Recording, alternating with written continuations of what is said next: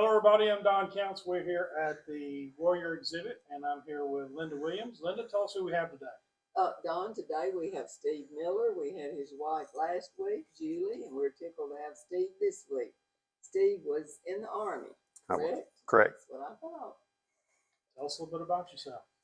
My name's Steve Miller. I am a 30-year resident of Lincoln County. I ended up here because I met Julie Miller in the Army, and her family is from here from way back, 60 years back. So we moved here after we both got out of the Army, and we've been here ever since and loving it. Tell us a little about where you grew up and then what led you into the military. I grew up in North Carolina, Charlotte, just outside of Charlotte. My father was a police officer in Charlotte, so we had to live in the city limits. And we lived as far out in the country as we could and still be in the city limits. What led me to the military?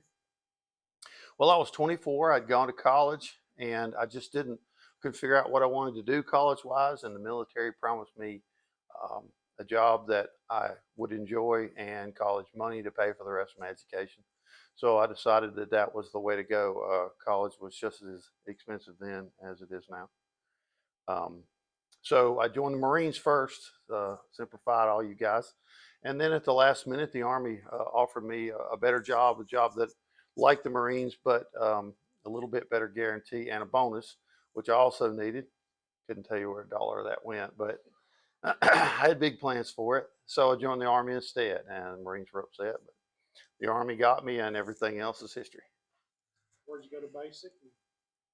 I went to basic in New Jersey. I don't know if most people don't realize in the Army, they try to get you as far away from home as they can so that you don't get homesick one night and walk home.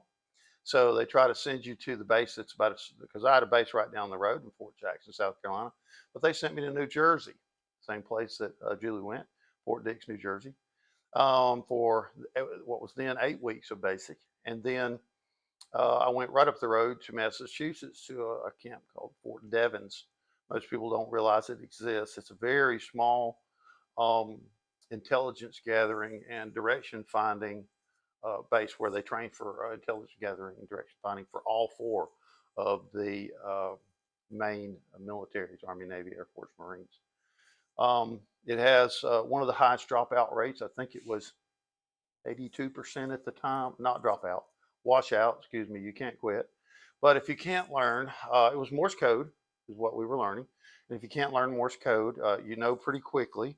It's sort of like a video game. Either you're good at it or you're not. And those that are good at it, they called us DITs because one of the symbols in Morse code is DIT and DA, the two symbols, DIT, DA. That's how you make the letters. And you find out very quickly that you're really good at it. And generally, those are the ones that excel. And you have to pass certain levels of speed until you can do 20 groups a minute without an error. So that's several thousand characters twice without an error. Then you graduate and you go to a more advanced school and learn more about the intelligence gathering efforts.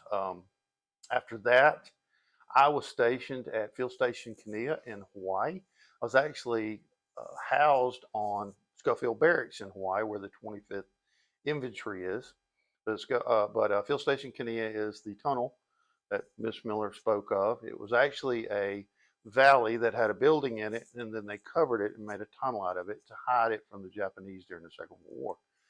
So we were under a mountain, 6 stories, and they made a listening station out of it. The giant dishes on top of it kind of gave it away, so it wasn't very well hidden. But we were copying against China. I was more of the northern part, Miss Miller was more of the southern part. And we actually copied different kinds of Morse code. Hers sounded different than mine, but she was very good at it. We were both very good at what we did as far as the Morse code. But once you leave school, Morse code turns from letters and numbers that are sent in a nice even sequence to another human sending them. So you get all the characteristics of a human and their rhythms and things. So it's different. You sort of have to go with the flow.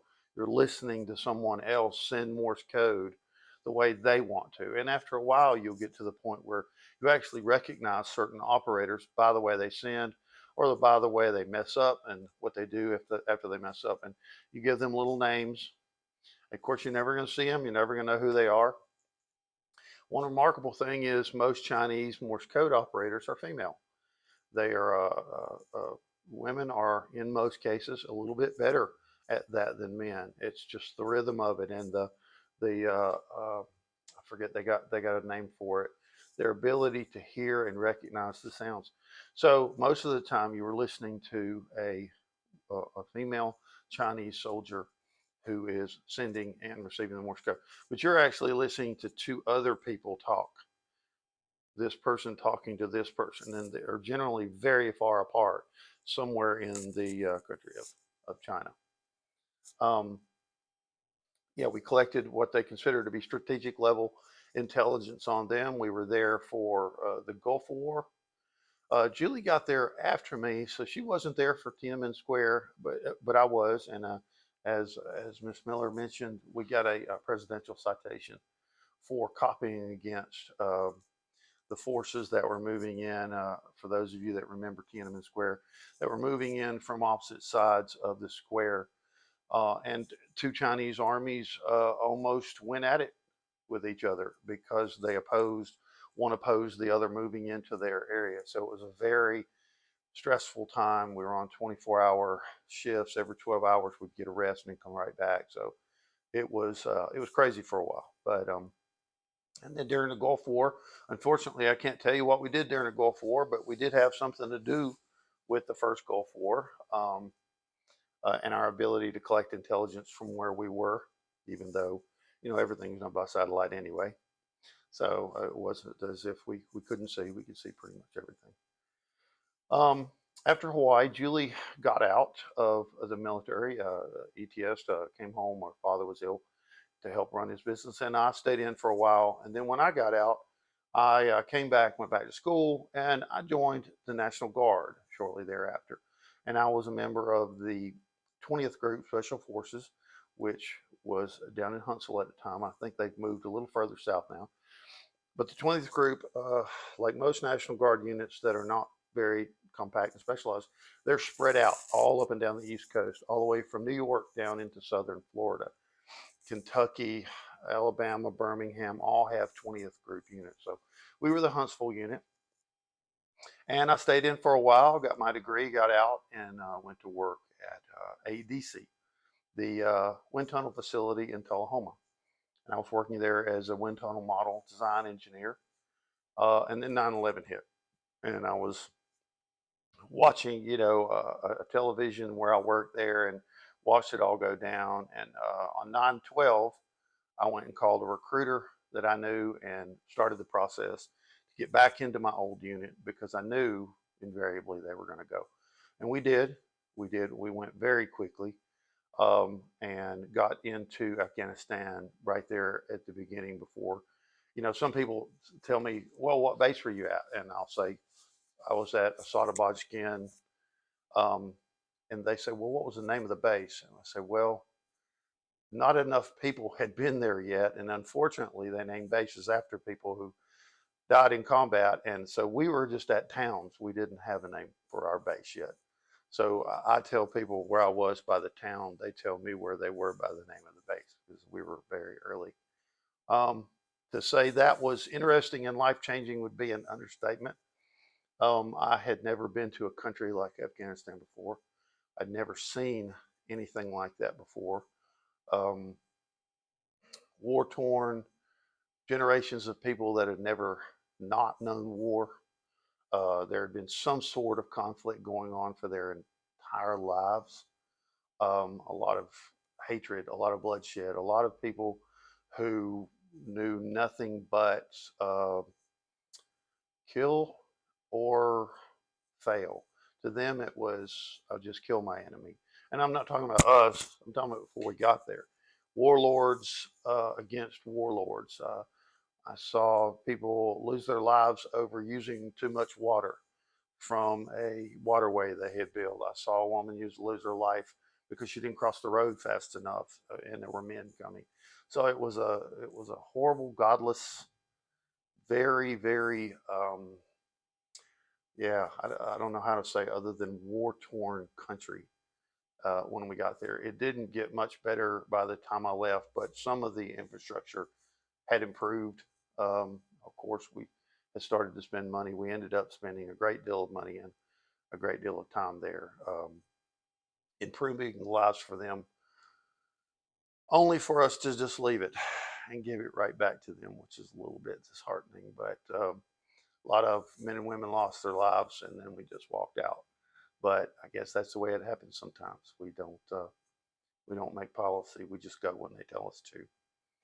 When you were there, when you went back in, or were you doing the Morse code then? No, I was in intelligence. I was still in intelligence, but I was a member of a four-man recon team. The Vietnam era guys will know them as LRRPs, long range reconnaissance and patrol team. So there's a special forces team made up of 12 men, and then there's a recon team, a SWAT A team made up of 4 men, and there's two language experts and 2 electronic warfare, and I was one of the electronic warfare. So what we would do is we would go out ahead of the larger 12-man ODA, Operational Detachment Alpha, of the Special Forces, and we would go out at night, slip into an area, overwatch it, see what was going on, if there was activity, if they were talking about us, perhaps knew we were coming for some reason. There's so many Afghans on base and around base that they had a very good view of what we were doing, and we were always afraid that they knew ahead of time what we had planned. So yeah, our job was to go out and see if it looked like maybe they knew we were coming. If we did, we would pull out. If they didn't, we would stay where we were. Yeah, larger ODA would come in, we would link up with them, do the operation, and then go back to base. So where there was in the ODAs, there's more people, and in general it was as many as 16 people. There was always just the 4 of us, and because of manning, we lacked all the people we needed. A lot of the times it was just me, another guy like me, and an interpreter who was just a non-combatant from the U.S. that could speak Urdu or Pashtun. So there were only 3 of us, and we would go and hide in the rocks, find places that we could see without being seen, hopefully, and then report back what we were seeing, what we were hearing. I would listen to the radio about movements, and we were always very close to the border. In most cases, when we set up, we were inside of the Pakistani border, so we could, because they didn't use the roads, they came across the trails. So we were watching them, come and go, bringing supplies and more fighters in and out, across the Pakistani border, because that was their safe zone. They knew that we couldn't chase them in there. So at one time in particular, we were hiding, and it had been there for 2 days, which I can tell you is unusual to think about. You spend 48 hours in a hole with 2 other men, and you have to do everything in that hole and between the rocks. You have to eat, sleep, drink, go to the bathroom, all in that little hole. So we thought we were well hidden. We were very, and then one morning, the second morning, I noticed an old man in the bottom of the valley, and I could swear he was looking right at me, through this crack in the rock. And I nudged my friend and I said, I swear he's looking at me. Well, here he comes up the hill. So this old man, all gray beard, and he's carrying something, and he's coming closer and closer. I can tell he's still looking at me. Well, sure enough, he comes up there and brings us some tea. So he's got this platter of tea pot with all the cups. So we think we're so well hidden. Nah, if somebody sat in your backyard after your entire life of living there and you looked out the back door, you'd go, hey, there's something. And that's what they did. It was so difficult to hide from them because it's all rocks, no trees. So yeah, they spotted us quite often, but the old guy brought us tea, which was traditional. So we called and said, yeah, maybe it's time we leave, because they see us well enough that they're bringing us tea. It's obvious that they know we're here. So were you fearful of your life much, and did you lose anybody while you was there? I was very fearful the whole time. I would say that it started pretty quickly. Once you get there, you realize what you're getting into. People ask about PTSD and things like that and why, and they think, oh, it was some horrible event, or you saw something, or something happened. And it is in a lot of cases. IEDs, your partner getting shot. But in a lot of cases, The worst part about it was the fear. Now, we were there a long time. A lot of the other deployments are 3 months, 6 months. We were there almost a year. And after a while, every day knowing that you're surrounded by people that want to kill you, and 18 separate times, somebody tried to get our team, be it just with firearms, with RPGs, with mortars, with rockets. It was something that got even worse later in the later years of the war. These guys were getting hit every day. So we were there 300 days, 320 days, and we got hit that I remember 18 times. So it got worse and worse as they got braver and braver. But we lost some people. Unfortunately, one of them I still can't talk about, but he did lose his life right there in front of me. He worked for what we call OGAs, the other government agencies. Another one died in front of us due to an unfortunate accident. We had found some ammunition and grenades and mortars, and the, the OGAs would take them and look through them and see if it was made in China, made in Russia. And they were doing that, and they found these grenades that didn't look like anything they'd ever seen. So they figured they would throw one and see what it did. We had a range out there.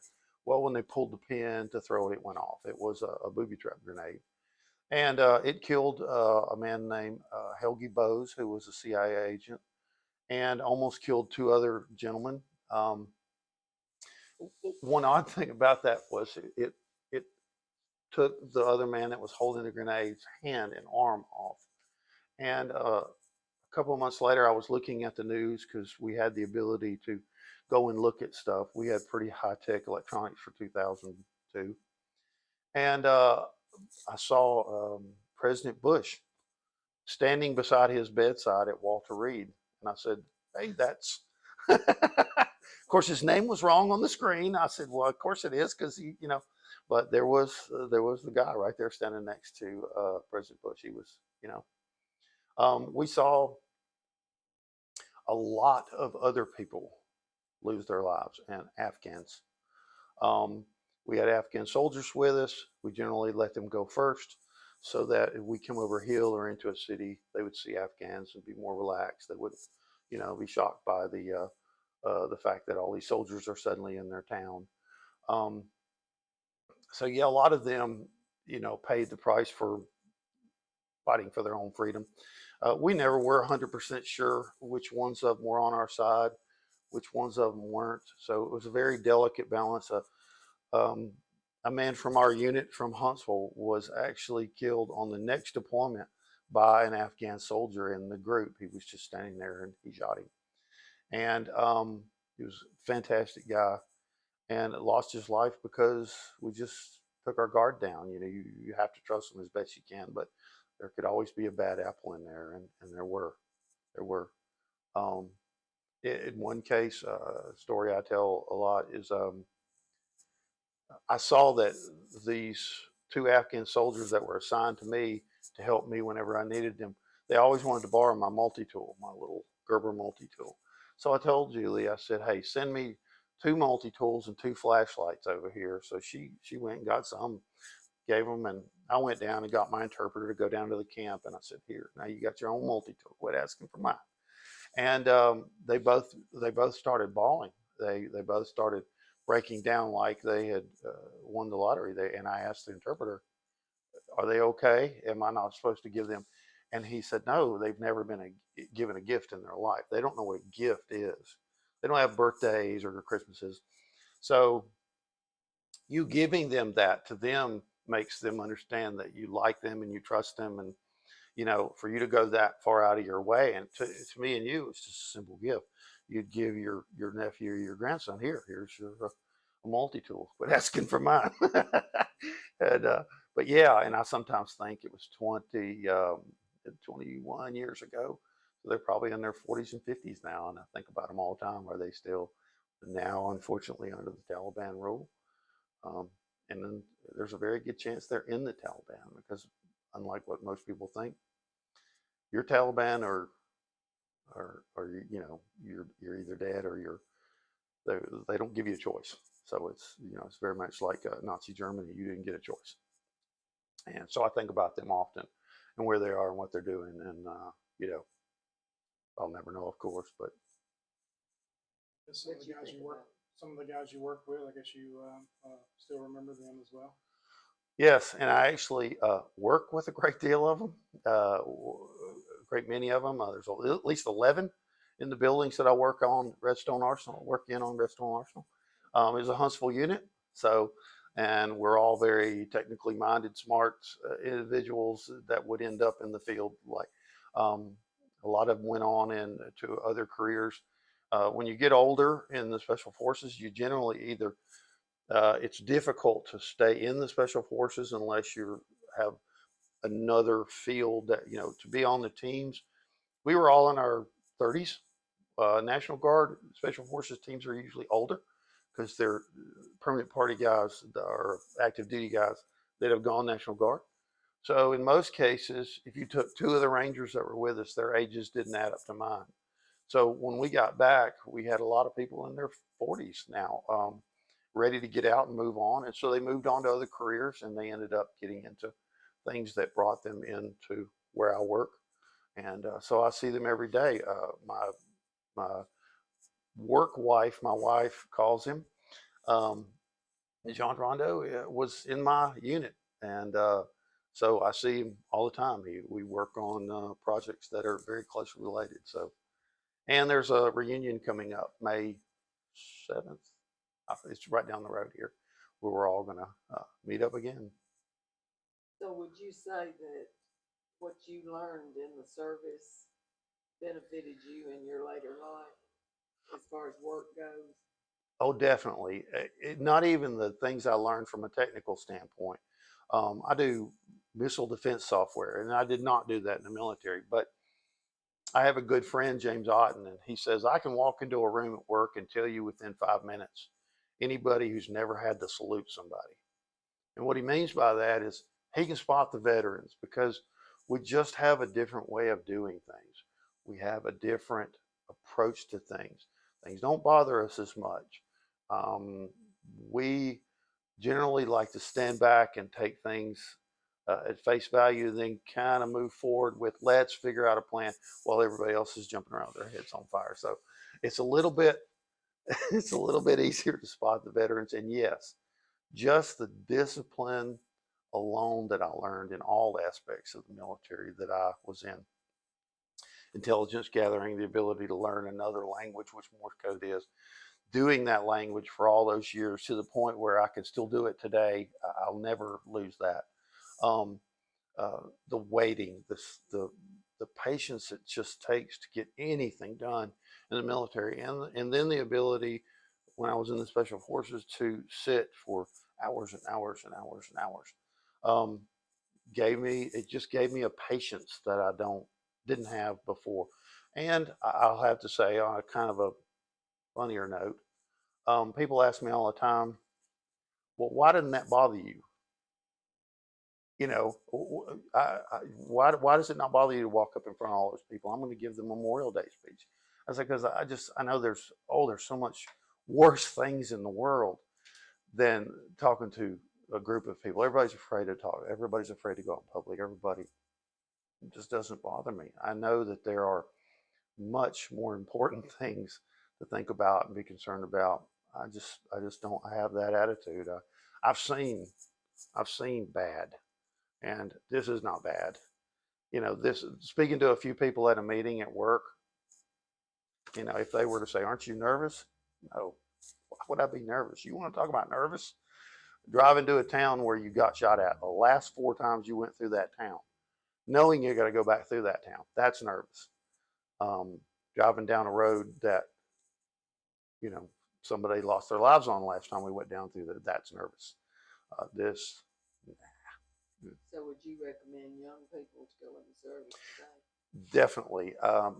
There's all every year I would say the service changes. I've noticed a lot of changes, and I don't want young people today when they start thinking about joining the service, don't go on the internet. Don't start looking at the news.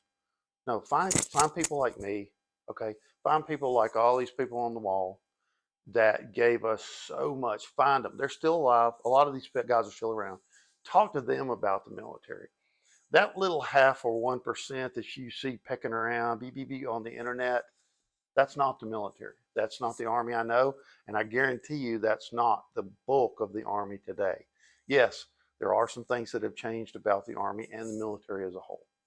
But when it gets right down to it, it is a fantastic place to start. Don't let anybody tell you, oh, you go to the military because nothing else. No. If I had to do it all over again, I would leave the day after high school instead of after I went to college. I would start out, go when you're 19, 18, you get out. 20 years later, when you're 38, you will have a retirement that no one around you has for the rest of your life. And you will only be 38. And then you come down there and you work with me until you're 65 and get a second retirement. I have double and triple dippers. Mr. Rondo, I just talked about. He retired as a command sergeant major and he's working as a government engineer. And also, yes, if you're having trouble thinking about, do I want to do college? I've done some college. I don't have the discipline to stay in these classes. It's just so much.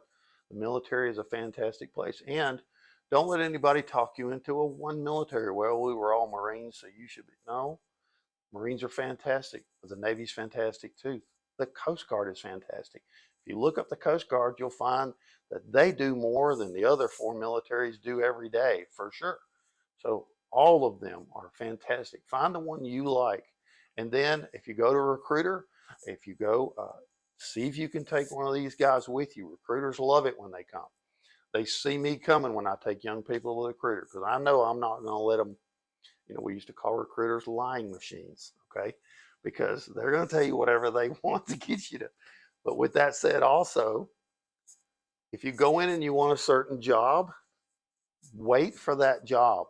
Don't let them say, well, that's not available, but this is. No, I want that job. You probably won't get out the door or home good, and they will have found you that job. So don't settle. If you want to be on the nuclear program in the Navy, then wait for it. If you want to be a journalist in the Army, wait for it. Don't let them say, well, there's no journalist spots open. I have some experience with that. And you could do intelligence. Well, I wanted intelligence anyway, so they didn't know that. But yes, get what you want and stick with it. And I assure you, you'll never regret it. It'll be the best years of your life, and you'll find out that you can do things that you never imagined, especially if you're struggling a little bit with, am I this, am I that, am I good enough for college, go find out. You'll find out that you're good enough for a whole host of things that you never had the confidence to do in the first place. So yeah, I definitely would say it is still one of the best ways, not just start, but to make a career out of it. These guys here, I guarantee you a lot of them stayed in until they retired, and they're walking around our county right now. Some of them, I see. You're right. Steve Miller, thank you for your service. You're welcome. And thank you for coming. You're We welcome. So appreciate You're it. welcome. And we appreciate your picture being in the Warrior exhibit. Oh, thank you. I'm going to get Julie's here. I'm just going to steal it one day and bring it up here, and she's just going to have to live with it. Thank you. Thank you.